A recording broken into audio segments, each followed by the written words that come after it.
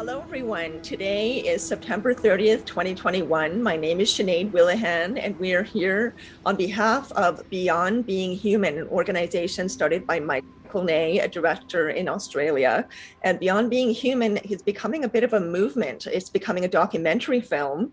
It's becoming some other things too, though. And as the project continues to expand, Michael became very interested in bringing together some fascinating people who are experiencers, who are psychics, who are clairvoyants, who are mediums, who are in contact with whatever is happening for us all on a global scale in some different ways. And so we have some fascinating people here for you tonight, wonderful collection of women, as a matter of fact, who are here to share their knowledge and their wisdom and their experience with us on the topic of the paranormal, specifically the types of beings that we come into contact with. So we're talking about paranormal beings today. We're also talking about multidimensional beings and how the communication that we're receiving from whoever, whatever, is trying to make contact with us as humans here in the third dimension on Earth, that they are manifesting in a variety of different ways, and that the theme that connects all of these experiences, no matter how different they may seem to be, continues to be about love, about oneness, about connection, about being there for each other as a human race,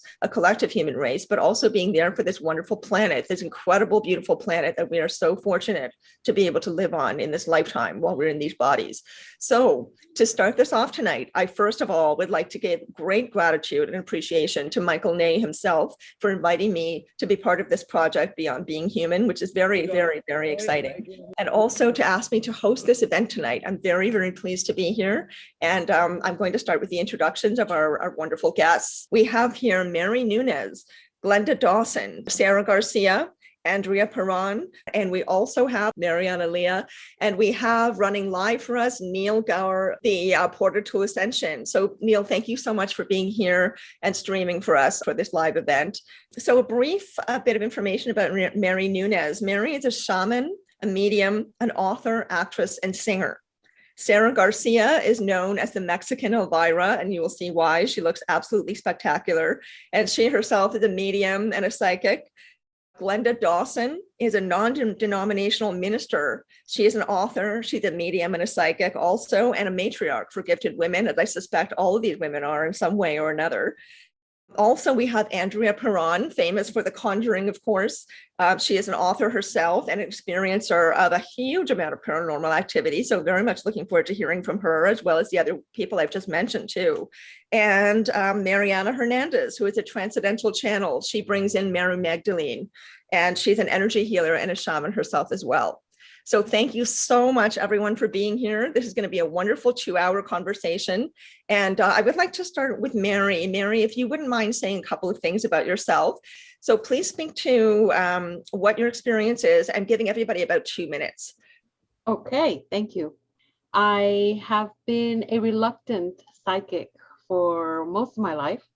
And it wasn't until my mother passed that I was finally accepting that who I was and who she was. And I am a shaman.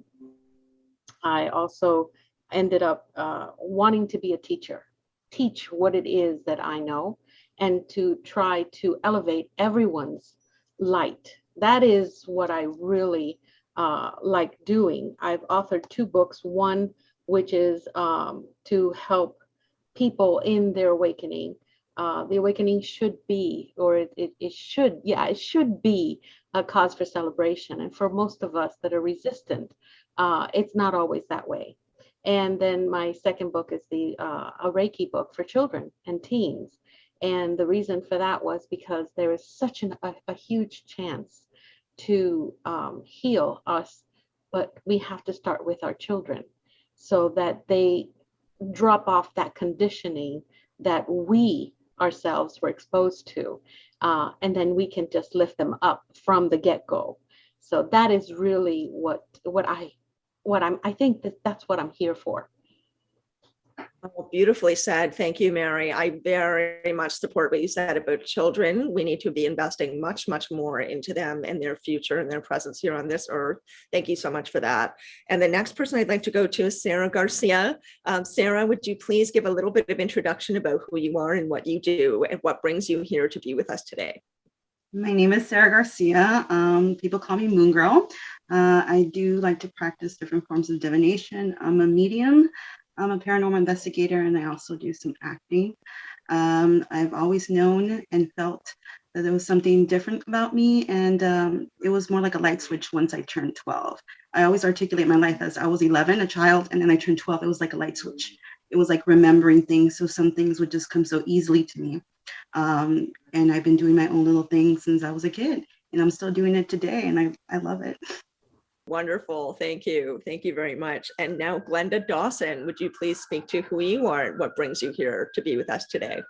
Hi, I'm Glenda Dawson. I have had gifts that I have been aware of since before the age of 2, where I used to see archangels, and I used to talk to them all the time. They were really cool in those costumes.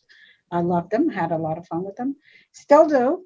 I am a medium. I teach a lot of different classes. I do paranormal investigations, but not just investigations. I call it resolutions, because I walk into a place, I try to negotiate with the entity that's there. And if they're angry, why are they angry? Try to come up with a perfect way of everybody being at the same time at the same place, without anybody having to get thrown out, or anybody having any injuries or traumas or anything like that. I have written a book, which is one of 5. It's going to be a series of 5. And it's basically about the life of a woman and all the things that she goes through to get her to where she's at the very end. And just to show people that you're not alone. You could go through many things in life and you're not alone. So basically, that's it. Thank you, Glenda. And I hope that this conversation we're all going to have together tonight will also be letting some listeners know that they're not alone, because there are so many people out there who feel like I'm weird, there's something wrong with me, when really there is nothing wrong with you or weird about you at all. You're just having one of the many millions of paranormal experiences that millions of people all over the world have. So hopefully the people that are listening here with us today will feel less alone when they finish this conversation with us tonight. So thank you so much, Glenda. And Andrea, thank you so much for being here as well. You are the best known, definitely by far. Your family's history and involvement with the paranormal is quite spectacular, but all the same, I would like to give you the chance to introduce yourself, which you may not have the chance to do as much anymore because you are well known. So please, by all means, let us know what brings you here today and how you'd like to represent yourself. What brings me here today is my dear friend, Glenda Dawson, and all of these extraordinary women, yourself included. I truly believe that we are in the midst of the paradigm shift. I truly believe that we are also in the midst of the rise of the sacred feminine energy on this planet. And so to have this opportunity to be with these spectacular women, all of you just inspire me. Truly, you do. And I'm an author. I'm a lot of things. I'm everything all wrapped up in one thing, but I think that all of us are. I have 5 books. The trilogy, the first 3 books that I wrote are House of Darkness, House of Light, which is the actual true story of it's the story behind The Conjuring, which bears absolutely no resemblance to our true story at all. It is actually much more a love story with a wicked supernatural twist. And it's not, I don't consider it to be a horror story at all. In fact, it was the most enlightening decade of my life growing up in that old farmhouse. That's where I learned as a child that there is something beyond our mortal existence. And I likewise learned, living at that farmhouse, that we are not alone in the universe. It is a journey that I have been on now almost 63 years. And in that amount of time, I have gone from feeling like a complete, total misfit unfamiliar with this beautiful planet to understanding who I am, why I'm here, and what my mission is on Earth. And my mission is to spread as much light and love as liberally as I can, and to illuminate the netherworld. What some refer to as supernatural is completely natural to me. But I've lived with it for so many decades that I don't even perceive there to be any kind of veil at all between this dimension and the next. I will also warn you in advance, I haven't spent much time in 3D today. I'm kind of in floaty space. So just, hang with me if I say things that sometimes I don't perceive myself to be a channeler, more of a conduit. But sometimes things come out of my mouth that I absolutely did not think about consciously before I said it. And so those are the messages that come through. The bulk of my work now is in what some people refer to as ufology. I guess I was a ufologist a long time before that word even existed. But that is the most important thing to me. I think that my trilogy of books liberates people to speak their truth. And that was why that was my hope when I wrote the books and told the true story, because I thought that, people deserve to know the truth. And I got to a point where I didn't care how I was judged or scrutinized or berated by society at large. I just don't care. I'm not here for everyone. I'm here for those who are in the midst of spiritual ascension. But I think there are two important questions that humanity struggles with. And one of them is, is there something beyond our death? And for myself, that answer is yes. And the other more important question is, are we alone in the universe? And my response to that is, oh, hell no, not by a long shot. We think we live in a 3-dimensional 5-sensory realm, but that's us compartmentalizing ourselves into this little illusion that feels safe and comfortable. We live in a multidimensional universe, and I know that that's what we'll be discussing tonight. And I couldn't be more excited to join all of you. Thank you. I love everything you just said. And I particularly, I just wrote down several things you said that I'd like to bring up again later on as kind of themes of the conversation. But one of them is that the supernatural is natural. I love that, because that's how it feels, I think, to all of us here too. The more we integrate this understanding and knowledge and wisdom we're accumulating, the more we realize, hang on a second, all these ideas about what that we had previously about what's okay, what's not okay, or what's good, or what's bad, what's normal, what isn't. It just becomes a completely different understanding and perception after a while, after more experience. So thank you for saying that. The supernatural is natural. It is quite normal, because there is no such thing as normal to begin with.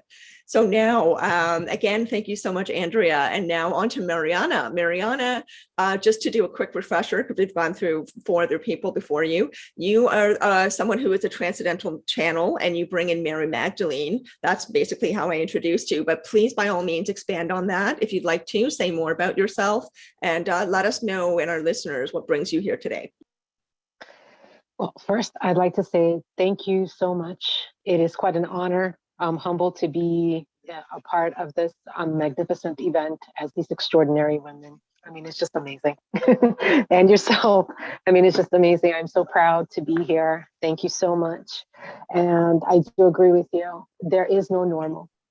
What is meant to be outside and perceived outside as the paranormal is our normal. Because once you remember you're on the journey and you become part of that path, you commit yourself to that path of saying, yes, I want to remember. Once you're on that path, all the paranormal becomes what you know, and that's your life.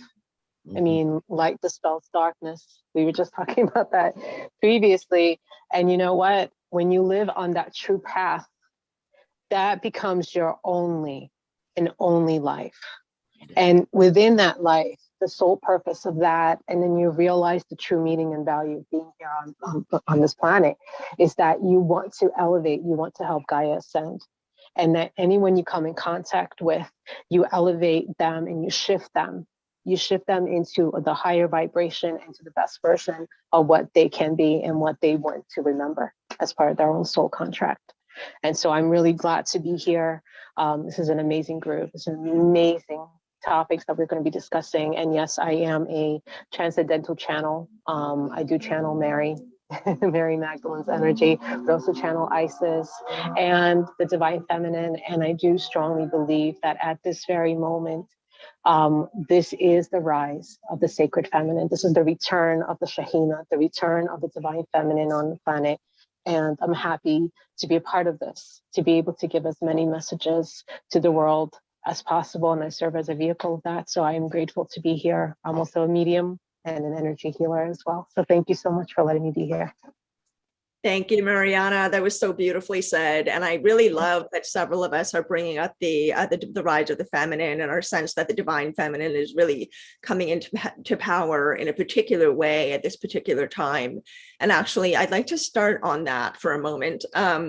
Because I feel that, first of all, it's an accident that everyone here is female. That was not deliberately planned. This is not supposed to be a women's panel.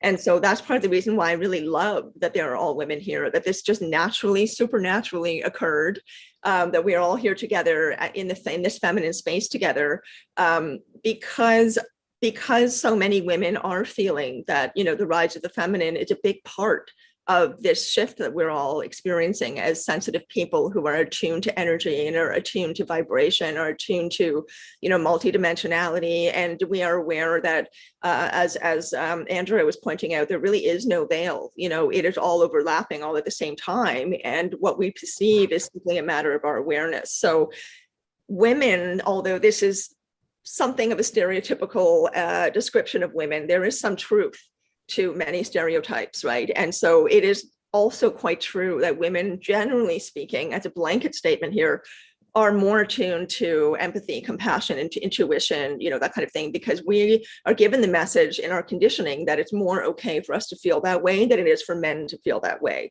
Men are taught that it's not okay for them to have their feelings, which personally I feel a great deal of compassion for them about. I don't feel that's a fair way for men to have to go through life. But in any case, here we are as women, all acknowledging the rise of the feminine, and there's a particular energy that comes with that. So I'd like to ask each one of you if you could please take a minute to speak to what you think the rise of the feminine is. How would you define that? How would you explain it? And you can come from, it doesn't have to be a definition per se. It can be how you yourself are personally experiencing this, how you're seeing it manifest in the world around you, in people around you, perhaps conversations you're having. How is it showing up in your life? So who would like to speak to that first? I'll let whoever would like to go first, go first. Well, I will, because I always sit at the head of the class in Soul School. Soul School being this realm that we are in, that unfortunately the test always precedes the lesson. But I'm always the one right in the front row. I got my hand up. I got a question. For me, I was fortunate to have been raised as the eldest of 5 girls in the family. Never for one moment of my life was I ever suppressed, held back, told that I could not do something because I was a girl, except when I was in high school and I wanted to be a pilot. I wanted to fly to the stars. And my counselor told me that I couldn't because I was a girl. So I went home and I told my parents. And then, there was a meeting at school and he was suddenly not my counselor anymore. And so that was the kind of support that I received as a young female coming into my own. I have the most enormous respect for women at large. I think that this is a particularly important time for us collectively to support our Afghani sisters. I think that, women all around the world have no idea what freedom is compared with what we experience. And so it is part of my job to lift them up, to literally take them by the hand at times and say, you are all that and more. You are. We still live in a misogynistic society. We live in a suppressive society. And it doesn't have to be that way. And what I basically speak to is the notion that if we just live into our destiny, set the intention of what we want our lives to look like, and then take complete control of that, knowing, it sounds counterintuitive, but it's not, knowing that none of us have any control over this thing called life, and yet still being willing to manifest what we envision for our lives. My mother is my hero. To be able to raise 5 little girls in some very adverse circumstances, to go through what she has experienced in her own life, to see what she has seen, to go through what she has endured, gives me enormous respect, incalculable respect for her. But I also someone to emulate. And so I want to be that woman for young girls and young women to emulate, to lift them up into an understanding that there are no obstacles that they don't allow, that there is a way around every single obstacle in this life. If it's up over it, down under it, or around the sides of it, we can chart our own course. And I think that's an imperative message for this time. We are also the nurturers and the healers. That takes nothing away from the men who are capable and tapped into their own emotional core, who are able to do the same thing. There's no shortage of them. There just needs to be more of them. And I speak specifically to women and girls who have suffered abuse, because I, as a survivor of abuse myself, show them that there is another way, that you don't have to be a victim, that you can be victorious over everything that you've ever experienced in your life, and that everything you have ever experienced in your life brings you here to the present, to the existential moment, and has created who you are in full bloom. Wonderfully said, Andrea. Wonderfully said. And I love what you are also crediting men with their emotional depth and emotional abilities, because of course we know that men are equally capable of being compassionate, of course, but the conditioning that we are given, all of us as human beings in general, and then males and females, and these roles we're expected to fulfill, are often very limiting. And so it's interesting that the rise of the feminine is occurring in conjunction with this, what seems to be this global shift of consciousness. Yes. And there is meaning behind that, right? There's a reason why these parallels are occurring, and why we're seeing in power structures around the world how men are sort of being disempowered in some ways. We could phrase it like that, and that women are stepping up in a different way. So this panel is not really about males and females. I just want to say that we are here to talk about the paranormal and multidimensional beings. But I think that just because everyone here was talking about how the rise of the feminine seems to be part of the energy that is generally happening, and also that the feminine typically has to do with sensitivity and connectedness, sort of tapping in to, there are a lot of, types that you see in literature, for example, like the old crone, the wise old crone, for example, right? Women are about tapping into these ethereal things, men also, wizards and so on, but there's something about that. So would anyone like to speak a bit more to the energy of the rise of the feminine and how that's coinciding with the paranormal and this shift in consciousness that we're seeing right now? I know that's a big question. So if you feel like you'd like to speak to that, please do. If not, I'm going to move on. Okay, Mary, you'd like to say something? Because the divine feminine that is obviously extremely visible today and palpable in this group, we also find ourselves understanding that we are the healers. We are capable of healing everything and anything without even worrying about if it's right or wrong, good or bad. It is the whole idea of, okay, so this happened, here I am. I'm here to help you, to nurture you, to help you, to get you back up on your feet. And it's okay. Let's brush everything out and let's start new. And that is very synonymous for whether you're a male or a female. It all has to do with why we are here and why it is that we are even talking about the divine feminine. And that energy, that is what we are. So I had to put that out there. The rising of the feminine energy coincides with the need to heal the earth, to heal humanity, to a point that we could actually rise to the next level. And, it has nothing to do with it's male or female. I have seen many and have experienced many men who can be nurturing just as good as I am, or sometimes even better. And, because sometimes we have our days and we're like, and they step up. A lot of fathers, I have seen a lot of fathers step up and be what they need to be. So it really has nothing to do with male or female.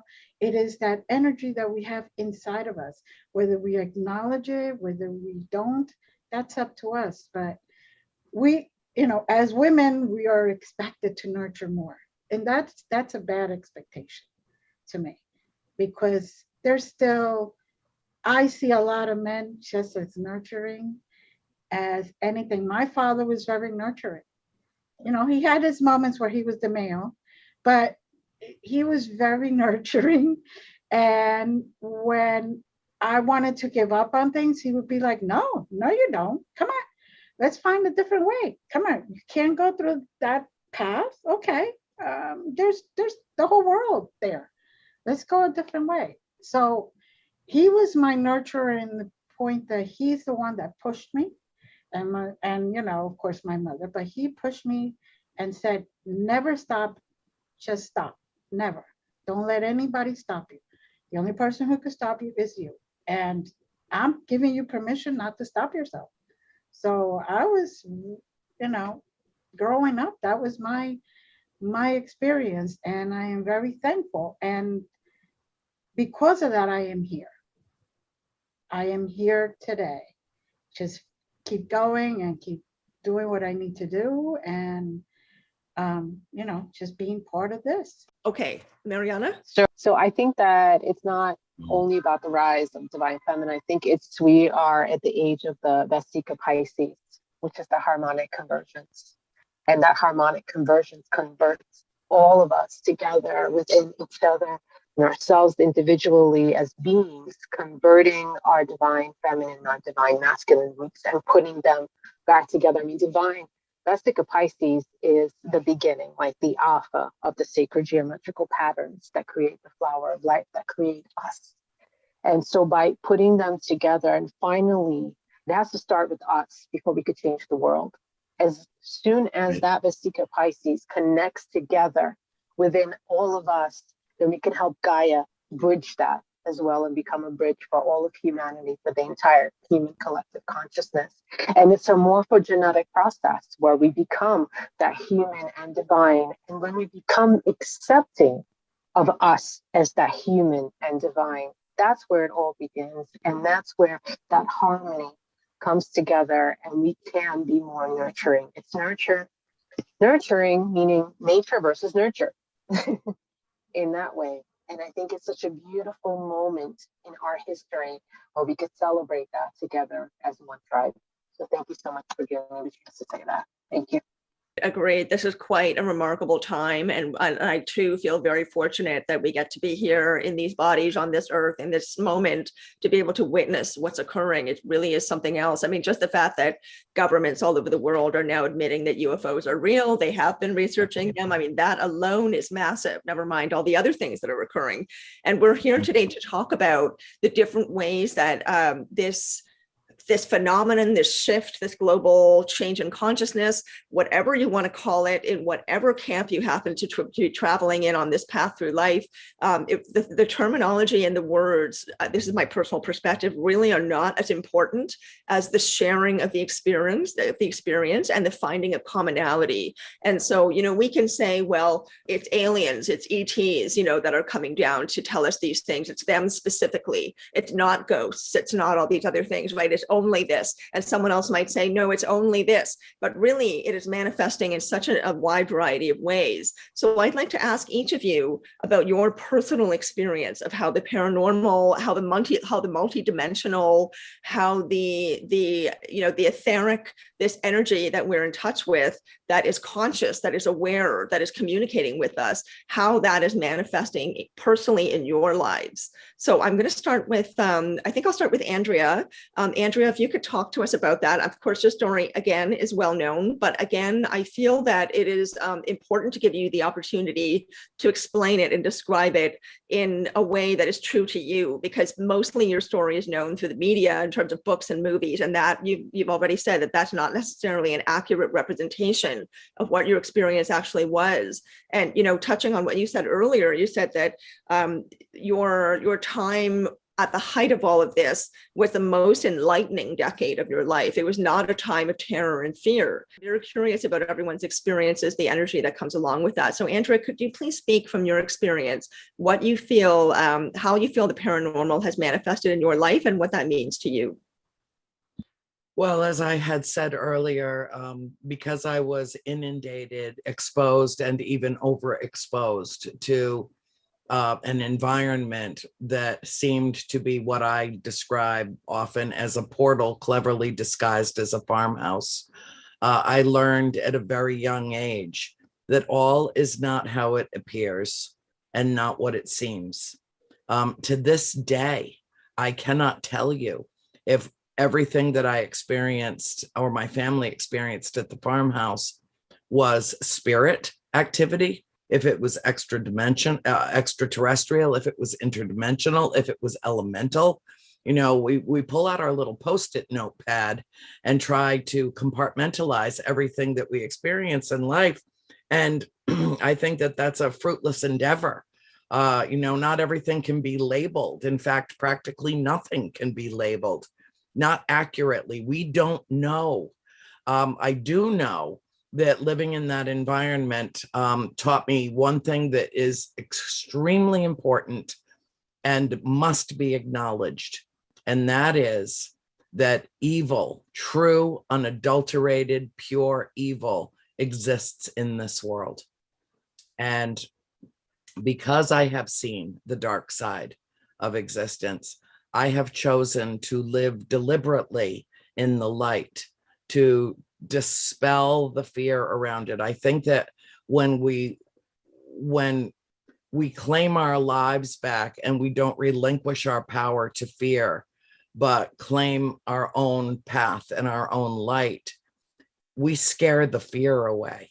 We embrace it and thank it for functioning as a tool in our lives. But by doing so, we disempower it. I don't think that what we experienced in that house was necessarily something to fear as much as to respect and to honor. We did have some very negative entities in the house that wreaked havoc, haunted and taunted my mother in particular and my sister Cindy, both of whom had had near-death experiences. And I think that there's some kind of correlation and integration between those things. Perhaps they spent some time on the other side and then came back, and so were recognizable. But I can't tell you if all that we experienced in that house was ghosts and spirits. I don't think so. I think that there was a great deal of assimilation and overlapping of dimensions in the house. There was a sense of timelessness in the house. There was a darkness, but there was also light. And that is not only how the books got their titles, but it's also I think the truth of our existence. I think that we live in a three-dimensional realm, yes, where there is a constant conflict between good and evil, which some would say are merely conceptions. But I challenge that and say, if you don't believe in evil, go turn your television on and watch 30 minutes of news. Go do that, and then tell me that evil does not exist in the world. That is, I perceive myself to be a spiritual warrior for peace. That is not counterintuitive. they can, they're not mutually exclusive. They can exist simultaneously. And so I think of myself as a warrior, and I think that good conquers evil and love conquers fear, or none of us would be here anymore. I also think that every human living soul on this planet is here now with purpose and reason. Every one of us. And because we are all a unique individual part of the divine consciousness and the paradigm shift taking form, the wave of evolution in human spirituality. And likewise, that we are here to raise the vibration of this planet, to hop on the same frequency, get on the same wavelength, find our tribe, love each other powerfully and well, and literally, because thoughts are things, with our own intention, we heal the world, literally by the way that we think. I do want to, and I won't take up too much more time, but I must tell you that I have seen some really horrific things in my life. And what I did see is something that is important to share, because believe me when I tell you, the truth is stranger than fiction. The Conjuring barely scratched the surface of what happened in that house. And the worst night of my life, and thankfully something that my mother has no conscious recollection of, was the night of a seance that was perpetrated, that was foisted upon us by Ed and Lorraine Warren and their group of people that came to our house without notice. And during that event, which lasted but a few short minutes, I saw my mother be attacked by something that is not of this world.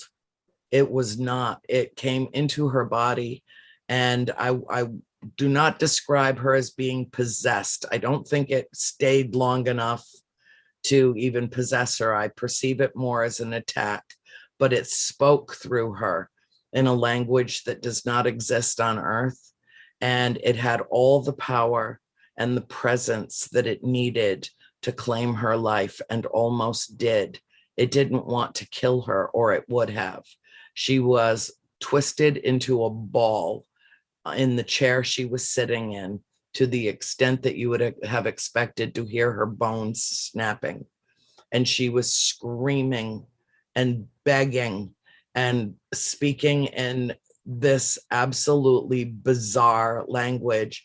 And then the chair that she was sitting in, which weighed at least 30 pounds, was lifted from the floor. And in a split second, she was tossed in that chair from the middle of our dining room into the middle of our parlor, 20 feet away. And the moment that her head struck the floor, everyone, including a medium and a priest who were present in the house that night, saw how powerful evil can be. And every single person present was quite certain that they had just seen my mother die, including me. I will never recover from it. It is a cautionary tale that I spread liberally throughout the paranormal community, and I tell one group after another, it's all fun and games. You think you're going out on an investigation, it's all fun and games until someone gets hurt. There are powerful cosmic forces in the universe, and they manifest themselves right here on this planet. Do they exist elsewhere? Probably, plausibly, possibly. I don't know for certain. But what I do know is in this frame of reference, they exist here and can come in from beyond and from the netherworld into this world. And it is important for people to understand, I believe, that if we do not each steady ourselves, shield and sword as a brace against what is pure, unadulterated evil in this world, then we can easily succumb to it. And so my message tonight to everyone is be strong, be brave, and be not afraid, because as earthbound souls, we are stronger than anything else that is out there. And love conquers fear. Good conquers evil, or none of us would be here anymore. I think I agree with you. It is important to talk about the dark and the light. We were talking during our pre-talk before we began going live tonight that, we live in the 3D. The 3D is a dimension of duality, right? That is the nature of this dimension. It is made up of duality. And so, of course, conflict. We cannot have, conflict, the pressure of these two things orchestrating against each other, with each other, both, I think, against and with each other. One cannot exist without the other. It's the nature of balance in this dimension. So it is important to acknowledge the fear, the darkness, the possibility, the reality that evil exists, because the opposite also exists. We have here Marianna, who's channeling Mary Magdalene, right? We have Jesus as the Christ consciousness here on earth. We have Buddha, we have Kuan Yin, we have, so many high ascended masters who are here to help us and support us. So if they're here and around us, so is the opposite, because that is the dimension we are living in, and we have to acknowledge both.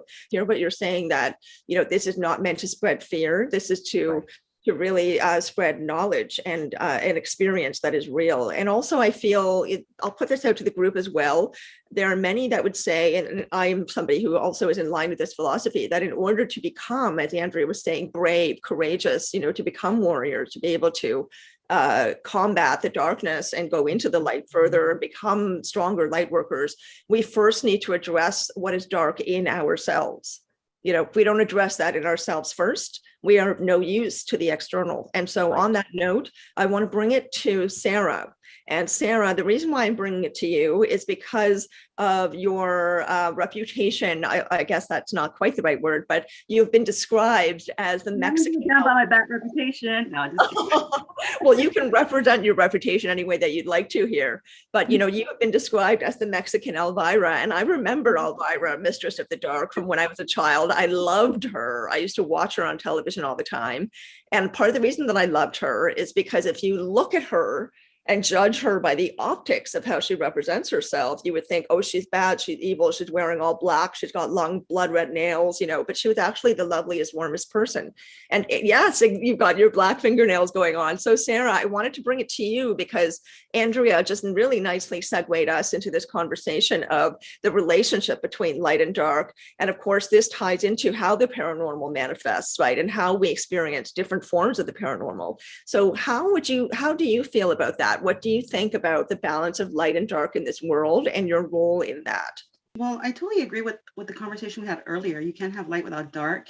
And how you were saying earlier about the ego, you do have to have your ego to keep you in check as well. You're able to manage that. But to me personally, how this has affected me, it really does feel like a death and rebirth from being 11 years old, because I do feel like I was a completely different person. And then being 12. I do feel like it was a switch for me. I don't feel the same. I really feel like I was somebody else. And yes, granted, you're still a child when you're 12, but I didn't feel like a child anymore. And it's been a journey.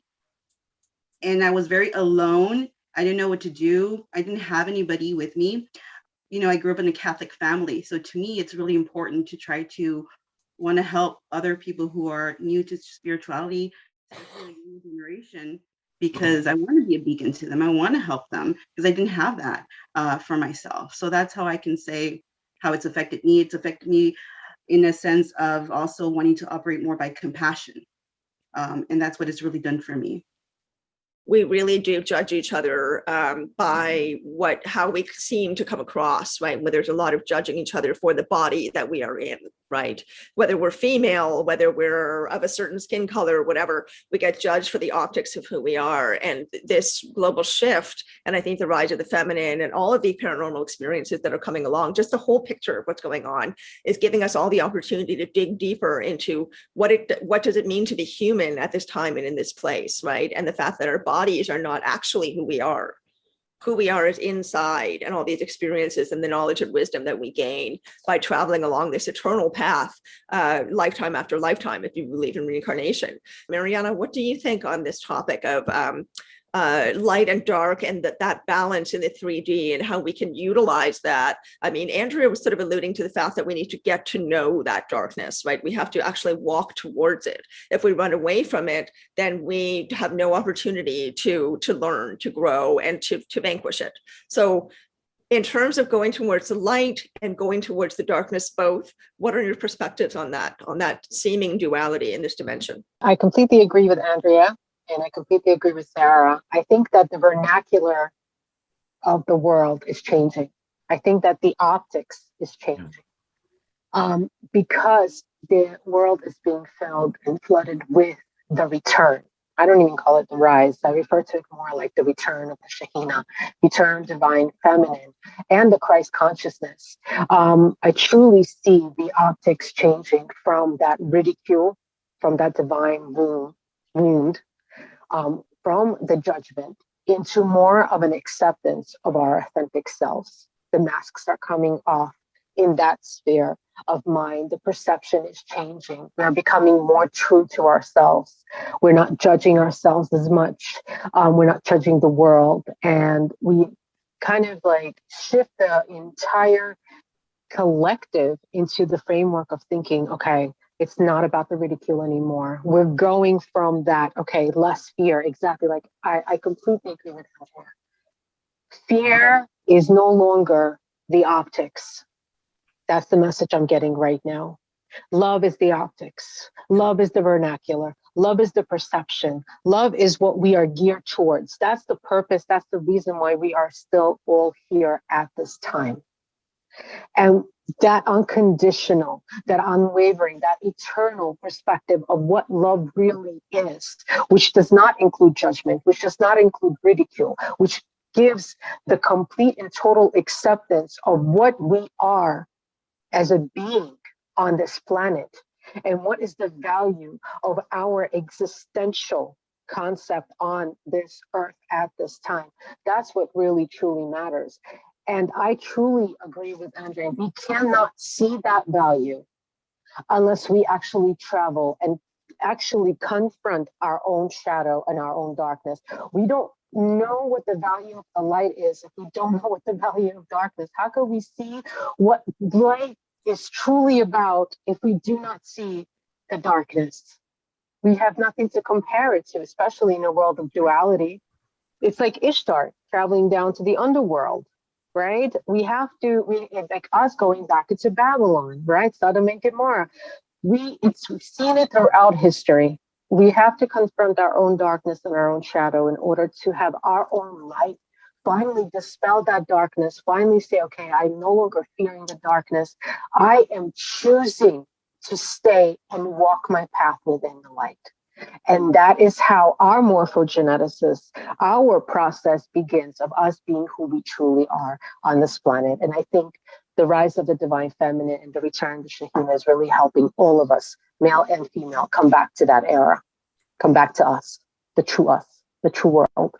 Thank you. That was beautifully said. Everyone's comments are just wonderful. Glenda, would you like to speak to that dichotomy of like light and darkness? I mean, also because we're here to talk about different kinds of beings, right? And how the paranormal and the multidimensional is actually manifesting in our lives.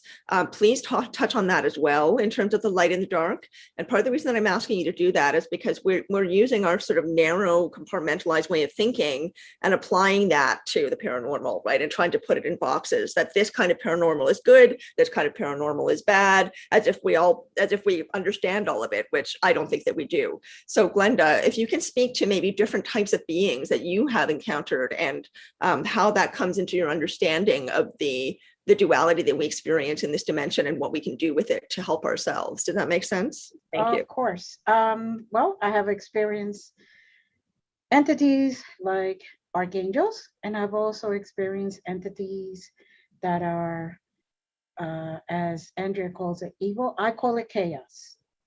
Only different wording for me. It works a little better only because there's the not chaos and then there's the chaos, basically. That's it. And I like to call them chaos because a lot of the times the entities that I come up with in paranormal, when I go into a house, when I even sit in a place and I say, okay, my team, come down, I really need help, and I'm connecting with my team. There are times where chaotic entities surround me, and they're like, well, you're opening a portal, so here we are, and it's like, no, I didn't call you, but thank you for being here. Now I know that these are good and you're not so good. That's all. And then what I keep telling all my students is, how can you know a bright, beautiful, nice, perfect weather, sunny day if you don't have your rainstorms and your hurricanes and your chaos in weather? Everything has to be experienced in order for you to know the difference. I could tell you, I was 5 years old. In my hometown, my aunt, one of my aunts on my father's side, was what people call possessed. She had a chaotic entity driving her, doing things for her, to the point where we met at a lake. The whole church at that point and all the family members surrounded the lake holding hands. She walked into the middle of the lake above the water. And every single time they would ask the entity to leave her, the entity would put her down into the water and then would rise her up. So, I mean, to the point where 5 years old, I'm like, okay, I think I've had seen enough. Hey guys, you with the costumes, can you come and get me out of here? Because I'm seeing this, and my mother said, you need to see this so you know when you are up against, because you are a generational woman with a lot of gifts, and you're going to see the bad and the good. You're going to see the darkness and the light, and you have to realize when you see the light what it truly is, because sometimes it manifests in a mask, sometimes it comes in a costume, and it looks like all good, but it's not. And I have even to the point what people call banshees. Those are the most irate, piercing sounds that you could ever hear. And, a lot of people would be running around. Oh my God, what are we doing? I'm like, I just go up to them. Okay, what do you want? Because this is giving me a headache. Let's just talk. And, they would say, okay, well, we don't like it here. Okay, so where do you want to go? I could open any portal you want to go. Where do you want to go? Because I mean, here you are in the middle of nowhere, everything is quiet, and you hear this God-piercing, ear-piercing, headache-giving noise, and it's their cry. That's their way they communicate. And I'm like, oh, please, can we stop this? I go outside and I'm like, I'll open it. Just tell me where you want to go. Because, actually one decided to come with me to protect me. Because I was going to go into a property that was very chaotic, and there were children involved, and they had asked me to go in there and try to negotiate a peaceful settlement, as I call it. And he came with me so he could keep them away so I could be safe. So whether they're chaotic or not, you could really work together. And that's what I think this is all about. To learn that even though there's chaos and there's light, we could find a place where we could work together and come to an understanding. And, you know, I have seen quite a few things, just like Andrea has.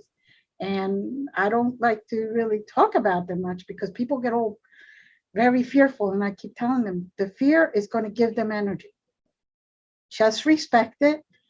Just like if you were talking to me or talking to a professor or talking to your boss, respect them. Or even talking to your husband or your wife, respect.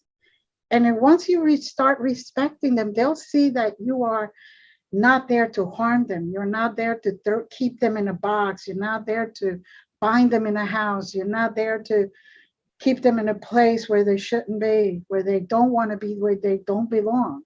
Maybe they came through when somebody did a seance, like in Andrea's case. They didn't want to be here, but here's the door, it's open. Oh, let's see. Come on, we're curious creatures. They are too.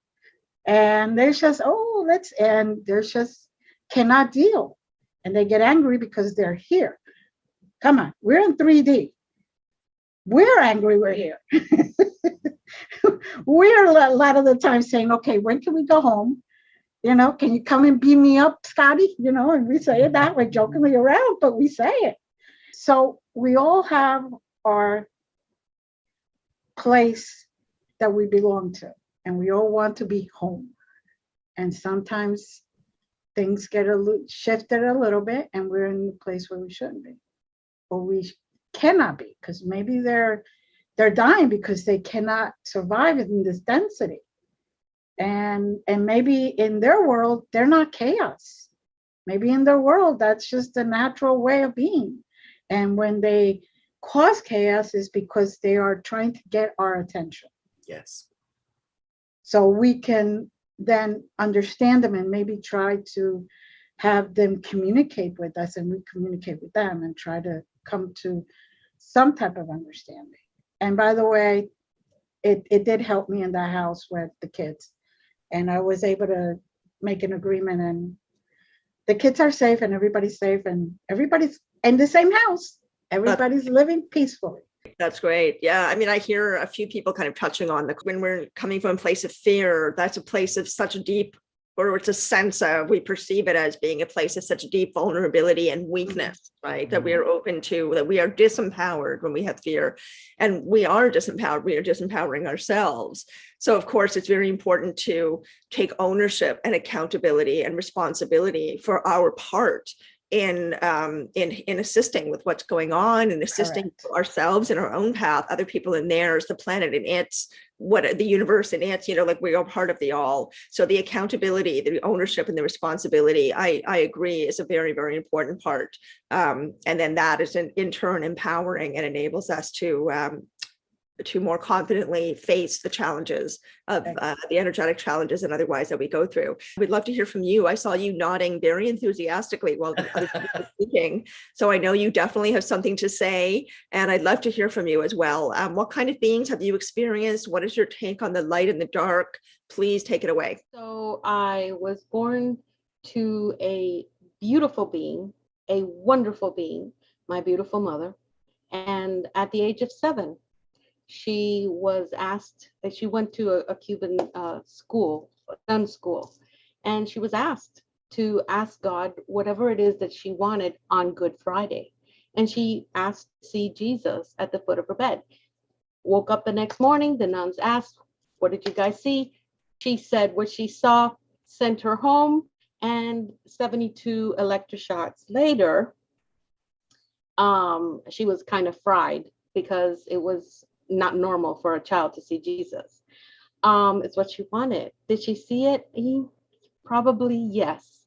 And as we were growing up, my mother did pass through entities.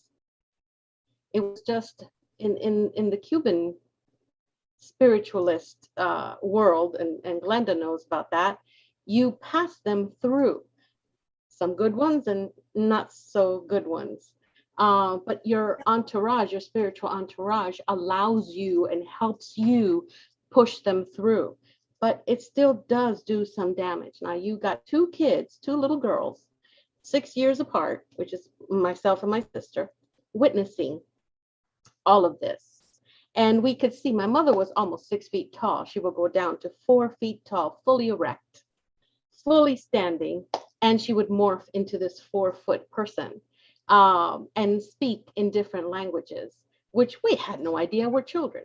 But she would always tell us, don't be afraid. If you show them you are afraid, they will always scare you, and they will actually get strong. So strong that you are going to be open for them to do what they do to me, but I'm not afraid.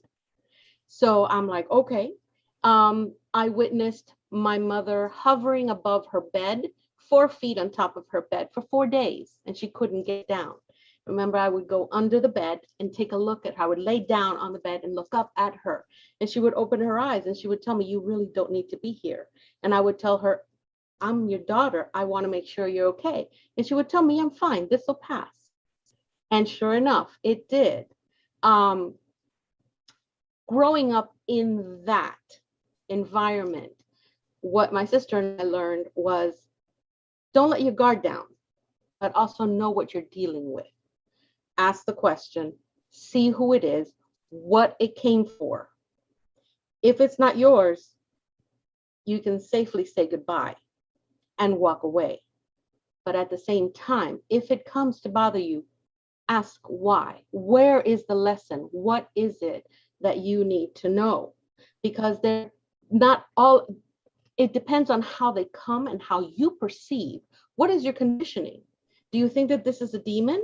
Maybe not. Maybe it's something else.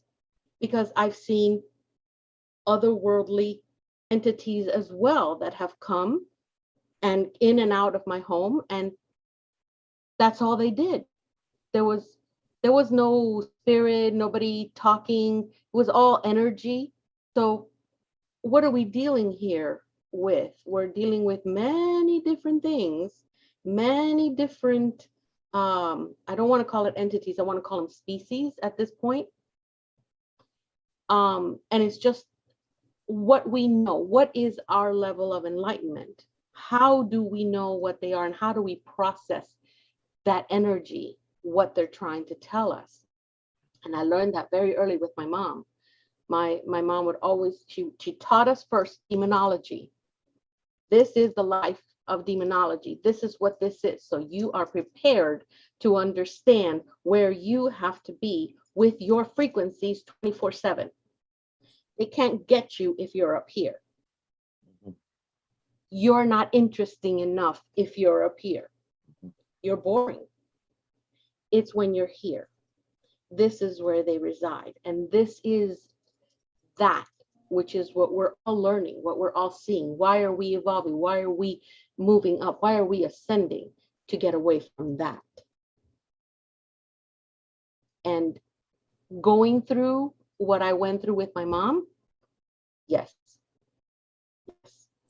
I'm very happy that I did, because it's prepared me and my sister and now my children to understand, decipher, and decide how they're going to move forward.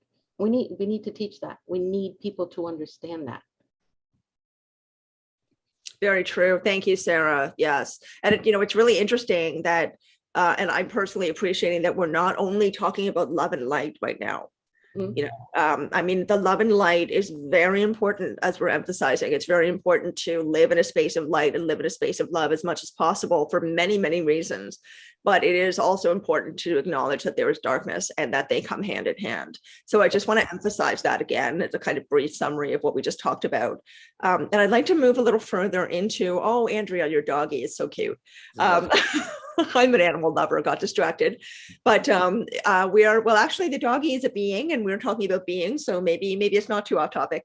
But animals actually are one of the ways I feel like love comes into our lives. That, one of the ways that we can transform is when we have an animal in our lives. But in any case, we are talking about the paranormal and the multidimensional. So, I think the audience would really love to hear more about individual experiences that you've had. Maybe what we can talk about now is a particular experience that you have had that has changed you, that has, expanded your mind, expanded your heart, changed your life, had a transformative effect on you in whatever way, at any age or at any stage in your life. If you'd like to speak to that, I think that would be really valuable for the audience to hear about, because there's such a wide variety of experience here right now in this group. And I'd like to really, really highlight that, the variety of experience, because I think people often feel very perhaps limited by, their own experience, in the sense that they may think that their experience is specifically the definition of how the paranormal manifests, right? And it's important to be flexible in our thinking and to be flexible in our receptivity to the paranormal, so that we're able to receive what is coming in and get to know it and try to understand it as best we can, as we've all been talking about, and utilize it for our own good, for the good of others, hopefully, if it is a positive experience. So can each of you think about one particular experience that you have had that has really impacted your life? I mean, Andrea talked about the experience of witnessing her mother go through such a traumatic experience during that seance. But what is something that you have personally experienced, something that has occurred to you or within you that has changed who you are in this life, and perhaps it's helped you come further onto your path in whatever way of knowledge and understanding? Glenda, please take it away. I have experienced near-death experiences. I've actually been declared dead clinically and brought back to life. A lot of people talk about the tunnel and all this other stuff. I hovered over my body, and that it happened about 2 seconds. And then all of a sudden I was in a different place. I would like to call it clouds. And I saw energy. That was all energy. And I realized that at that very moment, it didn't matter if our experience here was not so good or really good. We all went to the same place. Because when I was up there, especially the first time, I saw people who I knew were not exactly in the light when they were here. I knew that they had been causing trouble, that they were not exactly walking the right path in the light, and yet they were there. And when I arrived there, all I felt was this immense degree of unconditional love that it almost overwhelmed me. I could not get close to any energy, even though I recognized my grandparents, I recognized my friends, I recognized some other people that I had known. They did not let me get near them. Why? Because they said that I was not ready. It was not my time, that I still had to come back, do a lot down here. And that I also had to have a lot of fun yet, which is true. I did have had a lot of fun. And when they actually literally pushed me back, and I felt like I was just floating down, and it was beautiful. From that point on, I realized that this is BS. This here, all the arguments I'm having with people, and all the craziness that people have around, and they're cutting me off, I'm going to flip them the bird, all that's nonsense. Just stay, okay, so you have to get there faster. Go ahead, go, you'll make it there. I'll make it there when it's my right time. And I figured if you're cutting me off, is because maybe my guys are saying, let him go first, because if you went first, you may have an accident, or you may hit that deer, or your car may stall and break down, whatever the case may be. So I learned to really let a lot of the BS go. I learned to let my life be in a higher perspective. I've also learned that a lot of people misconceive things. They look at you as a package. I'm not even, and Andrea could tell you, I am not 5 feet tall. And little tiny girl. And they think when I walk into a place, oh my gosh, she's really nice, but I could be the meanest SOB. Why? Because you disrespect me. It is not about, being really good to everybody or anything like that. Yes, I'm generally good, but don't disrespect. And that is one thing. It's like, don't judge the book by its cover. Nobody should be judged by its cover, because what we have inside is what matters. That energy that I saw, those energy vessels that I saw up there, that beautiful energy that I felt, that is what counts. What's down here, we're just here to learn our lessons, to hopefully evolve, to hopefully get to a better place. So when we go back, we actually enjoy ourselves better. And our experience, we could talk about our experience and say, oh, okay, I checked that one. I learned that lesson. Yep. Okay. I don't have to redo my life for that one. Okay. I learned that lesson. Oh, well, good. I don't have to do that one. And then the soul and the body and your consciousness could unite and hopefully not be so separate. No, mind you, I still have my moments where I'm human. I'm still living a human experience here. I still have my moments where it's like, I'm a Jersey girl and I want to flip that finger. And I don't, but I did come back, and I have been dead actually 4 times, by the way. I do come back each and every time being real and learning and remembering that this is just material things. This is not going to go with me. This is just, the body is going to decay. And what's really going to live forever is my essence. Yes, thank you, Glenda. I mean, even something like what you're referring to with your height, even that, it's a lesson, right? It being, sorry, what was that, Sarah? Fun size. The fun size, yes, the little tiny size. But then, of course, I'm 5'1" as well, so I know. Okay, well, what would you say about that, Sarah? Because it sounds to me like Glenda's saying, being born short, or the nicer way, the prettier way of putting it is petite, right? That it's an opportunity to practice being assertive and to have a voice and to speak up, right? So there's a lesson right there in how tiny but mighty, absolutely, tiny but mighty.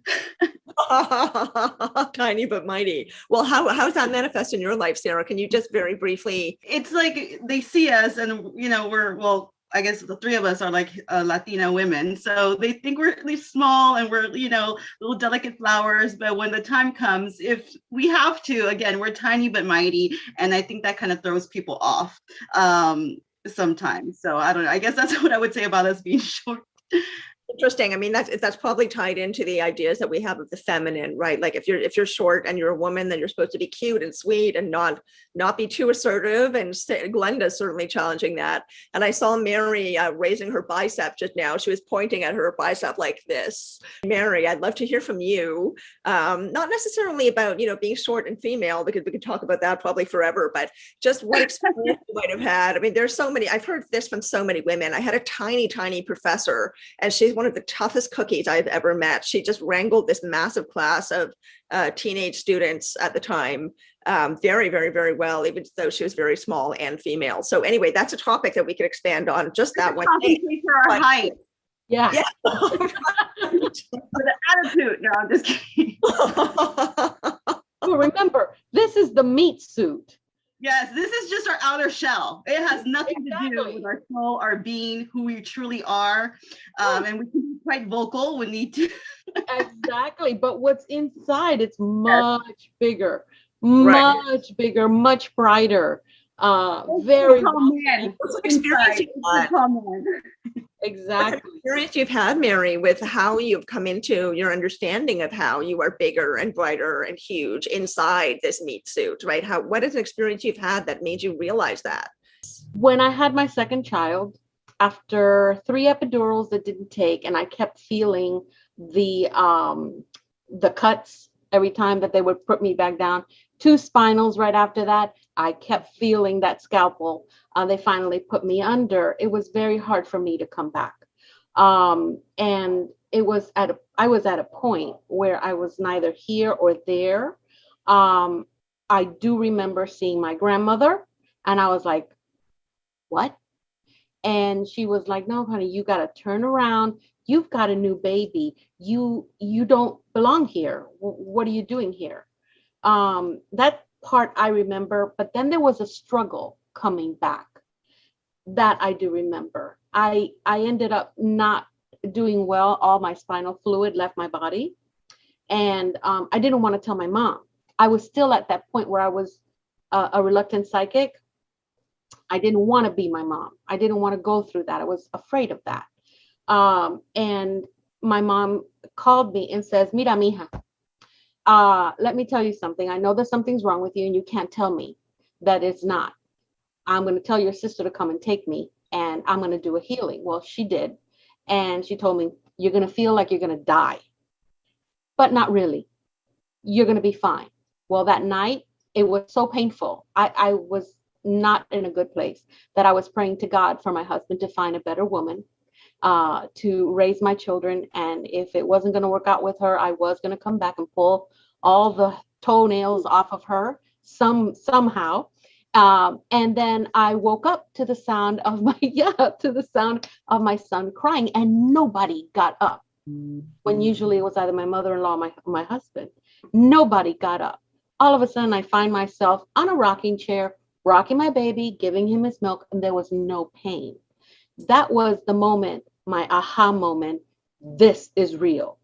This is real. Everything that happened to me was for this moment. After that moment, I knew that there was something that I was missing out on, and that I had to thank my mother. I had to tell my mother and forgive myself, and ask her to forgive me for not believing her and not wanting to be in this path. I learned runes. I made my own cards, things, divination systems that are very, very foreign, very old. And then I started talking with angels, thinking that I was indeed going crazy. And I wasn't. I was not going to follow my mother's footsteps and be labeled a schizophrenic. And I wasn't. I was going through my awakening. But I came to this world, and the realization actually came when I was talking with one of the archangels. I'm here to teach. I'm here to give wisdom, to teach and to heal. Whether you're in this world or you're in another world, or you're in between, maybe there's someone between here and here that we don't see because of our capacity. That's what I'm here to do. When you end up understanding what it is you're here to do, you do it with love, and you do it with complete understanding, and you move forward. I have no fear. There is no fear. I know what I'm here for. Thankfully, I know what I'm here for. And going through what I went through got me here. Thank you, Mary. That's a great, great, great story. And your son, I don't know how old he is now, but one day he's just going to love hearing that he played such a pivotal part in the changing of your life to be on a completely different path. Marianna, what about you? What's one pivotal experience that you have had that really helped you understand who you are meant to be in this life and what you are meant to do here? However you'd like to phrase it, something that really transformed your mind, your heart, and your state of being. In 2013, I had a close call with death about 5 times. One of which was I was told I had a brain aneurysm. Actually, 1% in the world survive the cerebral aneurysm I had in my brain. I was told I couldn't do the surgery because then it would leave me 95% handicapped. So the medical profession decided to just monitor it. 3 days before it ruptured, I had a dream that the aneurysm would be gone. And I saw an angel showing me a hand and just pointing to this area. And the only place that I could think of that would understand what was happening with me, where I would find solace, where I would find some sort of acceptance to even tell anybody at that moment, was Salem, Massachusetts. And I had known a voodoo practitioner there named Demetrius. And I found him and I had let him know He prayed with me. He did a meditation with me. He did some readings, runes also as well. And then he came back and he said, it's gone. And I looked at him, I said, but I had a dream of the same thing. This was a day before the appointment because for 3 days I had black under my eyes. I looked very pale. I was very tired and I was in a lot of pain in my head. Like they described the worst pain there is with an aneurysm, right? I didn't know at that point. And he was like, it's just gone. It's gone. And I said, yeah, I truly believe it is. And so the next day when I saw the doctor, I told him, I said, doctor, it's gone. And he said, it's not possible. So get yourself ready because you look like you're about to go into surgery. Hope you got your things. And within 30 minutes, there was 15 doctors standing in front of me. And I said, what is this? And they were like, you should be studied because it ruptured. And it ruptured for 3 years following that. Yeah. And still to this very day, they're still testing. Okay, hopefully it didn't come back. I'm like, it's not coming back. I learned what it was.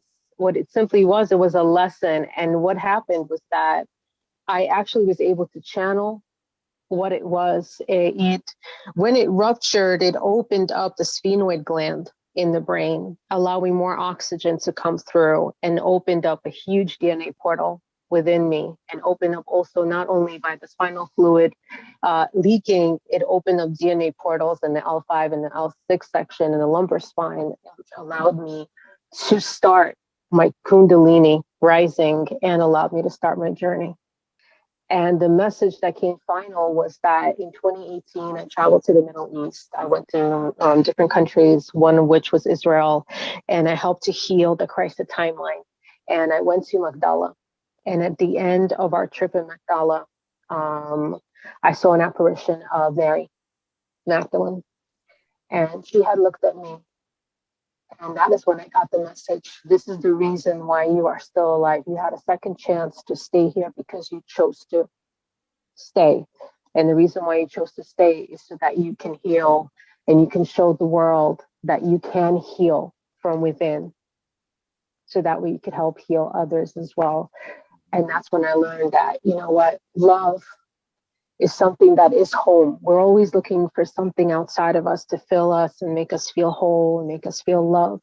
But the truth is, we are the ones we've been waiting for, and we are the love, and we are our own home. So thank you for allowing me to share that story finally. Thank you. Marvelous.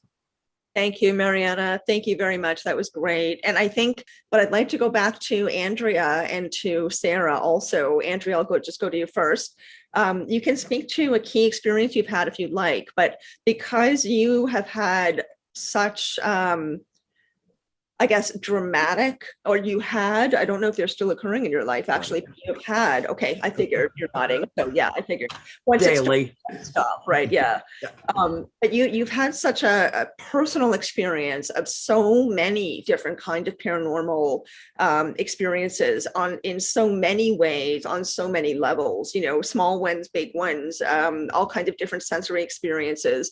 And so your experience has been so rich. I would like to ask you a more specific question, which is, what is your philosophy on the fact that the paranormal and this energy, this consciousness, how it manifests as such a wide variety of different ways, right? It manifests as ghosts, as ETs, as whatever, in so many different ways, as Christ, as the opposite of Christ. We can call it the devil, we can call it anything else that might fit with that concept.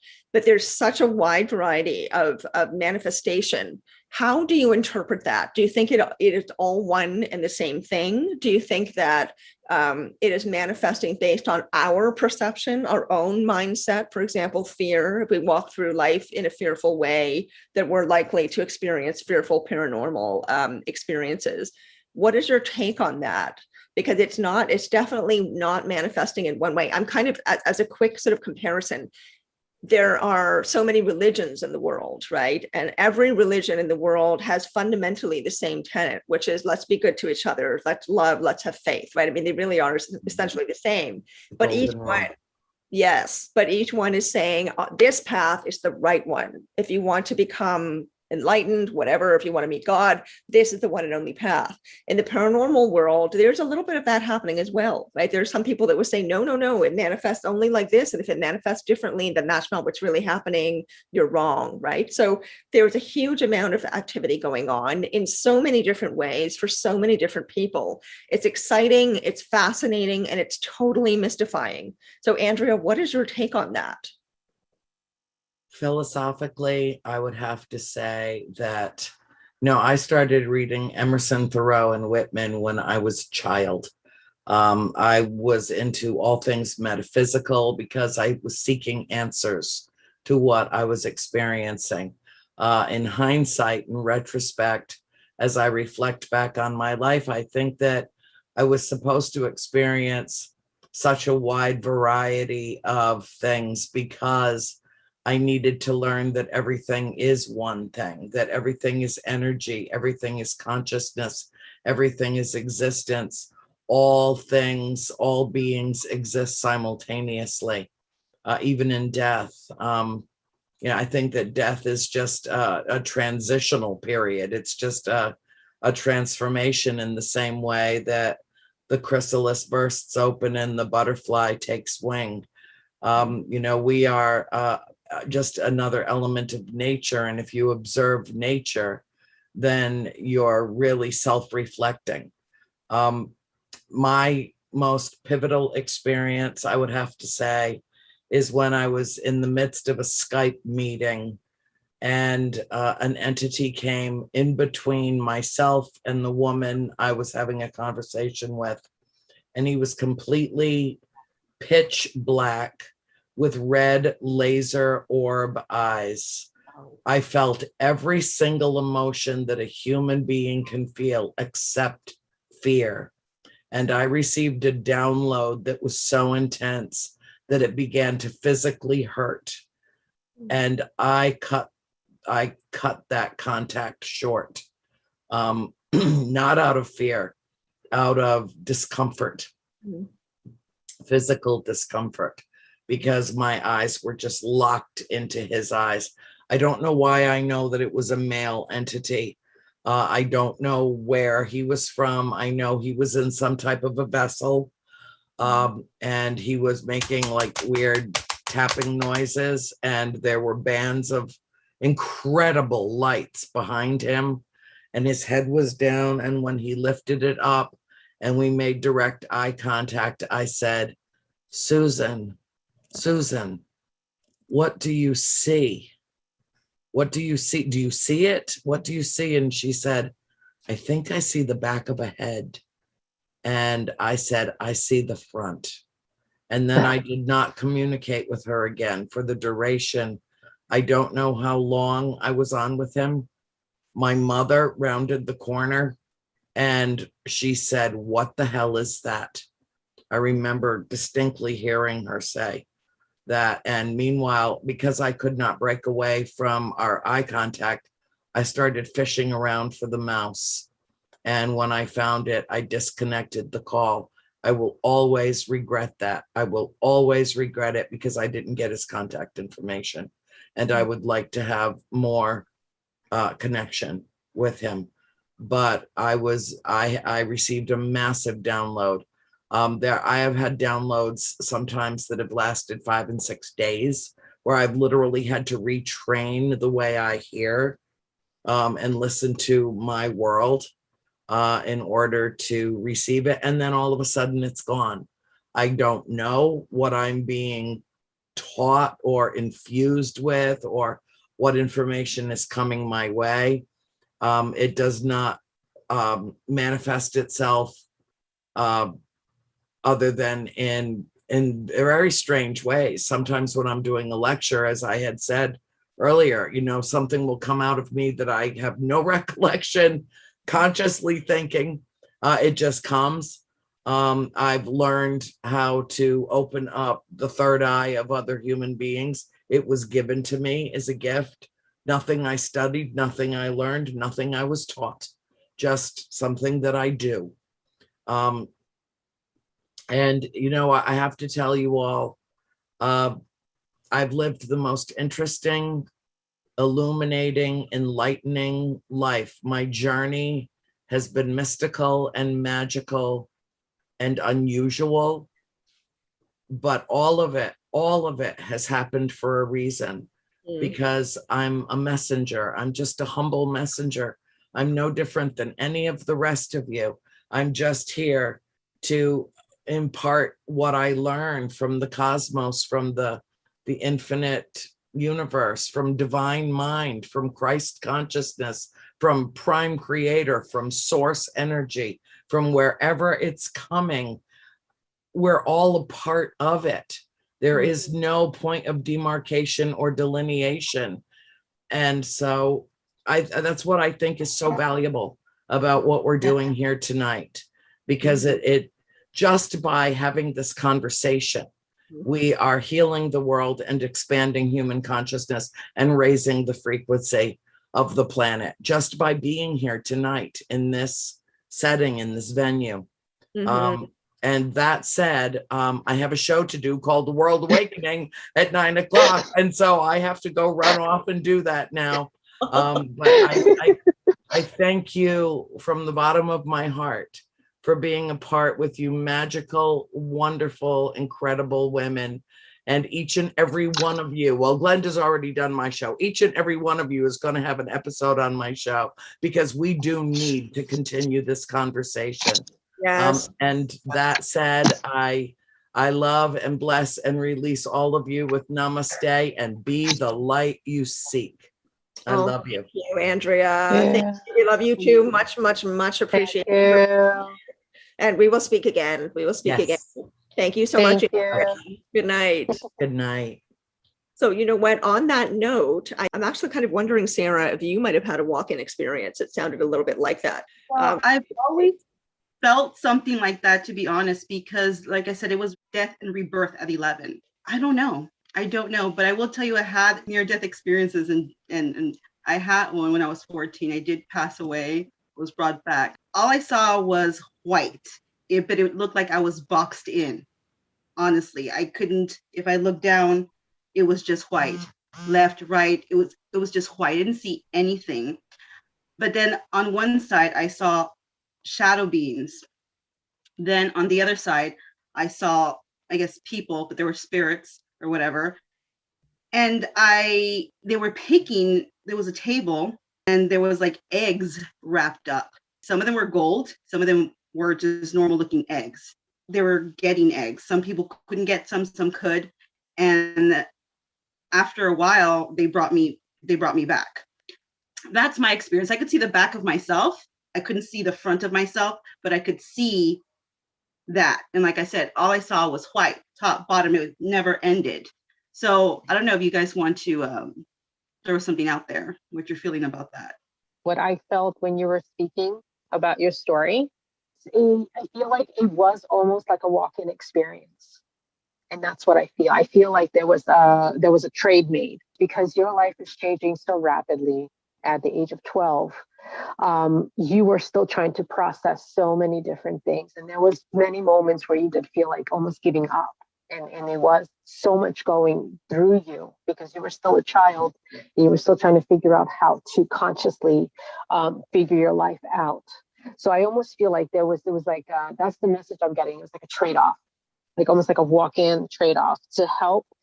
So a lot of times walk-ins do come in to help you complete your mission at the time where you are in a space of an in-between, kind of almost like in between worlds, in between decisions, because you don't know how to make light of things at this moment, because there's so many things happening to you at the moment that you can't process everything so quickly.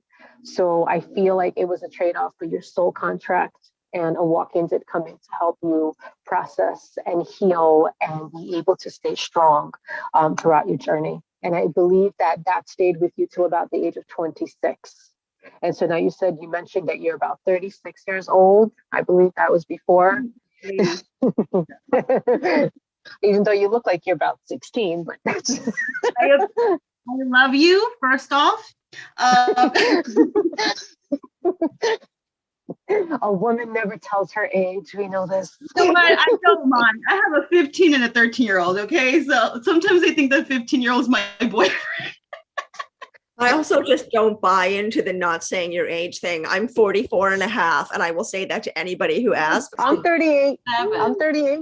That's okay. I've been going here for 40. That's okay. I've earned these gray hairs somewhere in there. Where? Somewhere in there. And listen, Somewhere in there. we were just talking about how our bodies are not us. So we really do not need to get hung up on this. This is just the container that we're using to walk through this lifetime. That's all. And Exactly. Glenda, say something. So, Sarah, the reason you changed at the age of 12 is because your walk-in soul joined with you. And when you had that near-death experience is when the full exchange happened. Between 12 and 14 is when you said that you had that near-death experience. Those were the years that they were learning. They were learning how you were, what happened to your life up to there. So when the transition occurred, you did not go, oh my God, I am here and I don't know what happened to me up to now. So you could recognize your parents or your schoolmates or your friends or your siblings or, you know, whoever else is in your life. And you could recognize your life to some degree. Doesn't mean you learned everything and your new soul or the walk-in was able to capture everything at that moment. But yeah, that's why the 2 years of that switch, as you say. And, you know, being an ambassador in Wish Alliance, just like Marianna is, we could tell you very good stories on that. So, girl, you never talk to me like that. I will talk to you later. We will definitely chat, Miss Glenda. I love her, by the way. She's amazing. Yeah, stop. She's just trying to butter me for that ice cream or something. I know it. If I may, the symbology of the egg is something to really contend here with. In our society where we come from, the egg is a cleansing.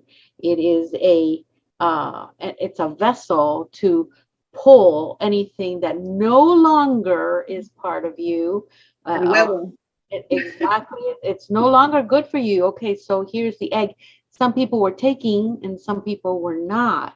Mm-hmm. That symbology there is telling you this is not for everyone. Not everyone goes through a walk-in, but you did. The egg was the symbology of telling you, okay, everything is getting cleansed. You're going to start from scratch. So that's a good thing, I believe. Absolutely. Agreed. Yes, that makes sense with the egg, because like you said, in our culture, we use that to cleanse ourselves. And so yeah, that's very much true. Thank you, ladies. Michael, do you want to say anything at this moment? Let me just invite Michael Carter. We had a really wonderful conversation about Christ consciousness the other day. We're going to be doing a panel on Christ consciousness in December, on December 16th. And Michael is going to be leading that panel, Michael J. Carter, I mean. And I'll play the video, which is only a minute.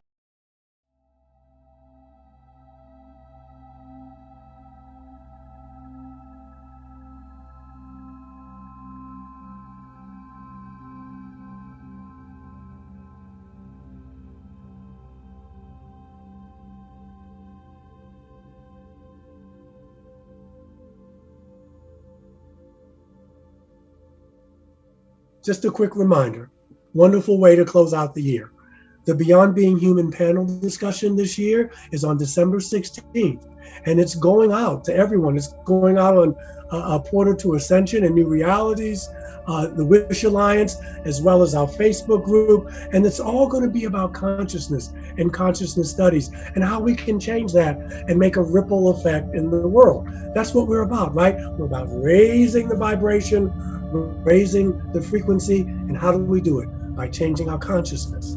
So we're also going to have to raise some money for some brothers and sisters in need. To the least of these, this is what this season is all about, right? It's about to serve, to give. And we know that's what you want to do because you're changing your consciousness. So hope to see you then, December 16th. Stay well.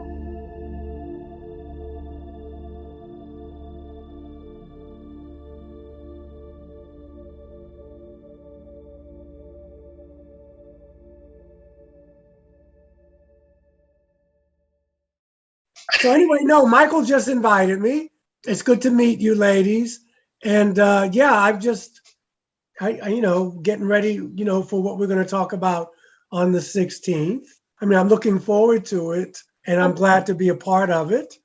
And I guess we're going to talk about many, many, many things.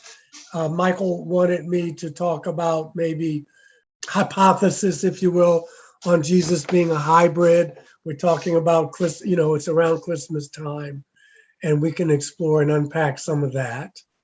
Absolutely. Well, thank you for being here with us. It's my Thank pleasure. you. Thank you, Michael. We were just here, yeah. Sarah, I just want to make sure that you have a chance to speak if you would like to. I don't claim to have all the answers, but I would love, absolutely love, for a group of beautiful, talented women as yourselves, all of you, and some other paranormal investigators, ufologists, to go to Dulce, New Mexico.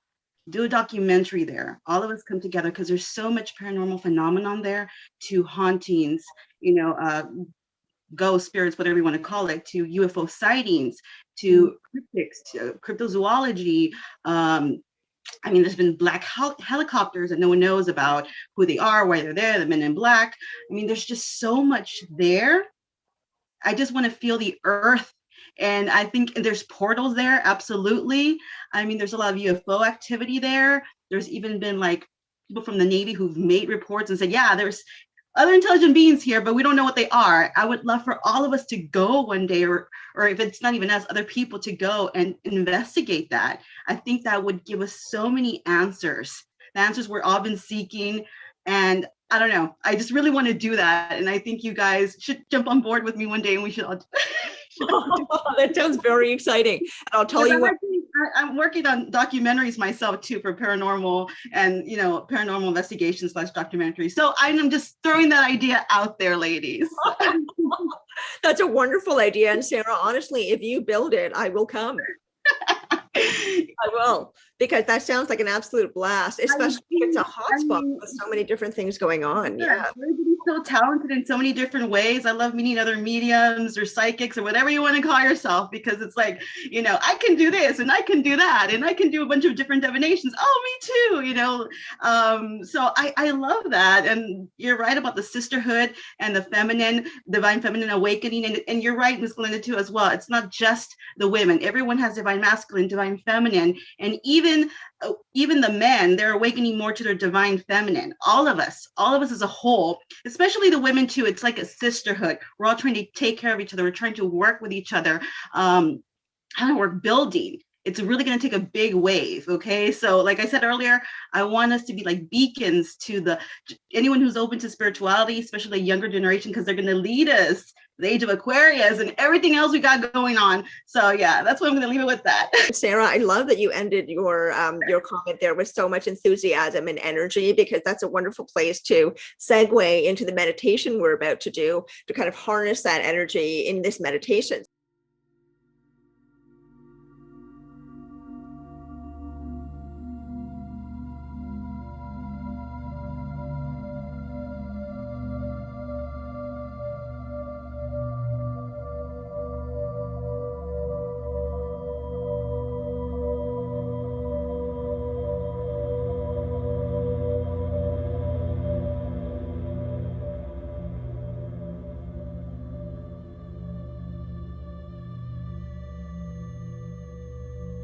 Greetings, Earth Angels. We all know the world is in need of healing. So together, we're going to send our love light energy to where it's needed most. We set our intention for this journey to bring healing and peace to the earth and all her inhabitants. Let's take a moment to form a protective shield around our body. Imagine a simple sphere of light that only permits positive energy in or out. With your shield in place, trust that you are divinely protected on this journey.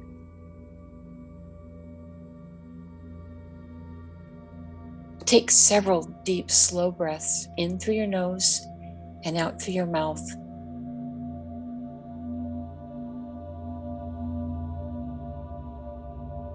With every breath you draw into your body, imagine that a light is sparked within your heart. Every breath that you take thereafter fuels that spark to a flame, a warm, glowing light that you can feel expanding within you.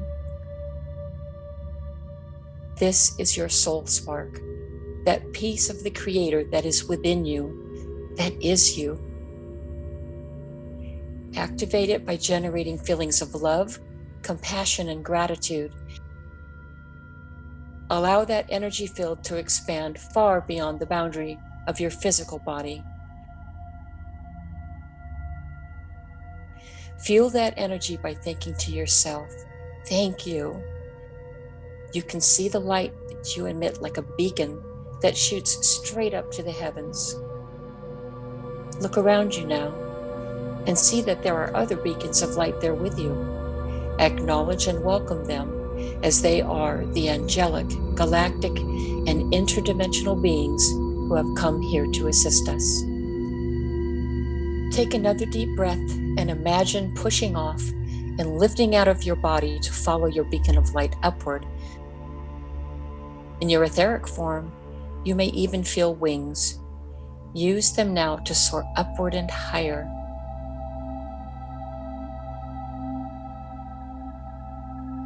From your new lofty vantage, you can see your country and all the others as the world continues to turn beneath you.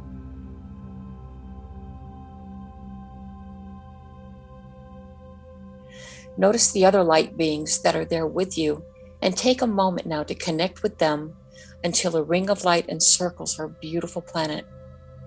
As you gaze down at Earth, you are aware of the human feelings of division, anger, fear, and frustration. However, you are no longer connected to or affected by it. You are above it and only witnessing. You and all those with you who feel compassion want to ease the suffering and bring peace and calm to the planet, which is reacting to a shift in the energies that are now moving throughout the entire galaxy and bringing with it great change. Take another deep breath to further build up your light and focus your attention on the planet and begin sending your love and light down to Earth. Picture golden rays beaming down as if you yourself were a star or the sun. Consider the love light we are sharing with the power to break up old wounds, the Christed, etheric equivalent of physical gold. You are using the best conductor to send the highest vibrations of love and light channeled through you, for you are indeed shining like the sun, the physical embodiment of love and light. Take your time to feel it within you so you can project the highest frequencies to Earth.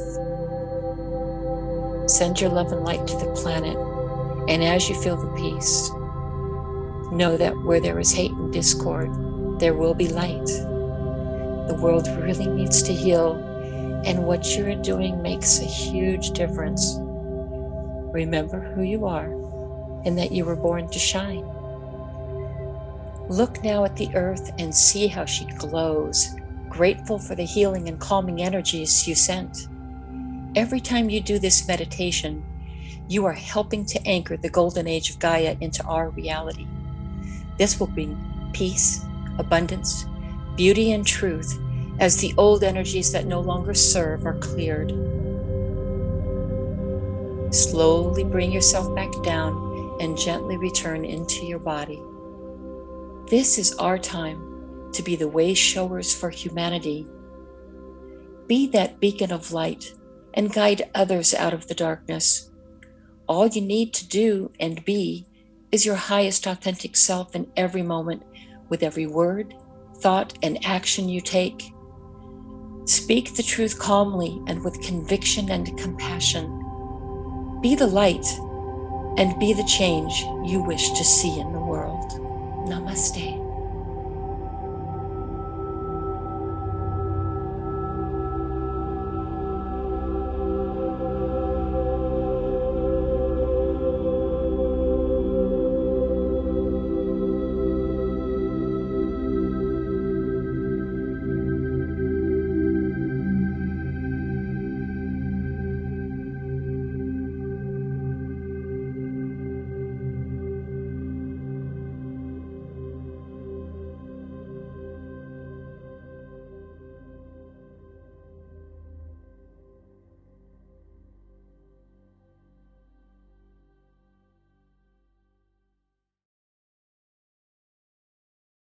That made me emotional. Like I'm kind of crying a little bit. That's lovely. It is really beautiful. That tied in so nicely with our own conversation and things that we were talking about here.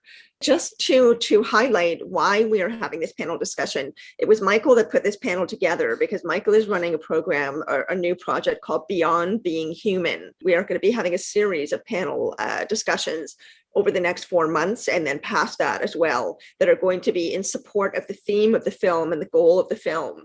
And Beyond Being Human has gone beyond a documentary. It's become so many other things. And part of it is about creating community and bringing people together for conversations such as this one. So Beyond Being Human is exploring extraterrestrial influence on humanity and also paranormal influence on humanity, from UFOs to expanded consciousness, weaving our way through many expressions such as galactic visitations, shamanic culture, paranormal experiences, and how our everyday reality is shifting and changing as all of these things are occurring in apparently an increasing way. We don't know for sure if it actually is increasing or if it's because of things like the internet that we now understand globally how much is going on. But in any case, it does feel like there is a very significant global shift going on. So this project Beyond Being Human is trying to document how that is occurring, specifically in conjunction with the paranormal and the spiritual. Further research shows that those who report contact with extraterrestrial beings of all sorts and paranormal beings of all sorts, and this of course includes angels, the multidimensional, anything that would be defined as not being so-called ordinary. These people can testify to increased abilities such as telepathy. They can testify to having a new sense of purpose and meaning and peace and joy in our lives. A deep sense of care for the planet is a very big result as well. And so that is definitely a message from extraterrestrial beings, but it's a message also from angels, from guides, from teachers, from ascended masters, that we need to be really honoring this incredible, incredible planet that we are so incredibly fortunate to live upon, and which we do not fully appreciate and value. And so now we are at a point where this planet is in serious trouble. That is absolutely undeniable in terms of climate change and also the conflict that is happening around the world, partially as a result of the pressures of climate change and economic shifting. So we're talking about all of these things right now because we're trying to get to a deeper sense of meaning in all of this. You know, what is all of this for? Why are we here? What is all of this happening for? You know, what is the reason? And we may never find the answer, but definitely as we journey along this path, we are gaining, greater and greater insight and wisdom and knowledge through our experiences, and our willingness to have those experiences and to come together to share them, to be transparent about them, you know, to be on camera showing our faces and our names and talking about these so-called unusual things, because it is putting a message out, a vibration out to the rest of the world that we need to be having these conversations. We need to be admitting that we are having unusual experiences and that it is all part of who we authentically really are in this time, in this place, in these bodies, and on this planet. So I am very, very grateful to have been the host for this event. Thank you so much to Sarah Garcia, to Marianna, Leah, to Glenda Dawson, to Mary Nunez, to Andrea Perron, who has sadly had to leave us, but she is still here in spirit, and also very much to Michael for creating all of this for us, you know, giving us the opportunity to come here. Also very, very, very grateful to New Realities and to Portal to Ascension for supporting this project, for allowing this conversation to be live streamed. So I'm just going to quickly speak to the Wish Alliance, which is another organization that we're partnering with in terms of the Beyond Being Human project. It is a consortium of multidimensional awake and aware galactic beings, which includes walk-ins, indigo children, star seeds, hybrids, plus dimensional and angelic beings. They have all come together with the intention to birth a new utopian paradigm of collaborative networking among like kind.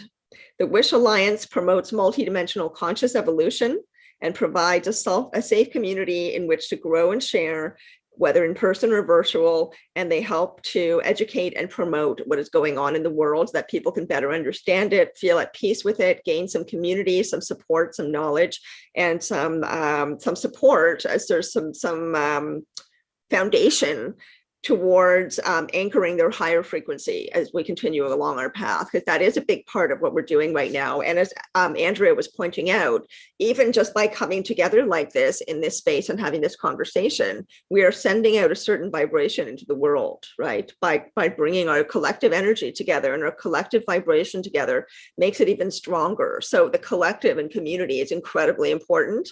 And that is going to be a big part of the Beyond Being Human project. We're going to be bringing people together for a series of panels over the next 4 months and beyond that, as we build the documentary. And the documentary is going to contain many incredible stories from people such as yourselves. This is our first public event. Just kind of wrap up with a big thank you to you all from Beyond Being Human. Thank you. Really can't say thank you enough. Thank you so much for being here, Sarah, and all of you, Glenda and Marianna and Mary and Michael for starting this whole event. We should just say thank you all the time, every day, as far as I'm concerned. It has really been a pleasure. Could have talked for another couple of hours, probably. Looking forward to seeing you all again and sharing further and continuing on this path together as supportive community members. Very, very important to say that we are all in this together, right? Regardless of our individual perspectives, this is a shared journey, and we need to come from a place of love and support with that. So that has definitely been the vibe tonight. Thank you, everyone, and good night. Thank you so much. Good night. Thank you. Good night. Thank you. Blessings. Good night. Thank you.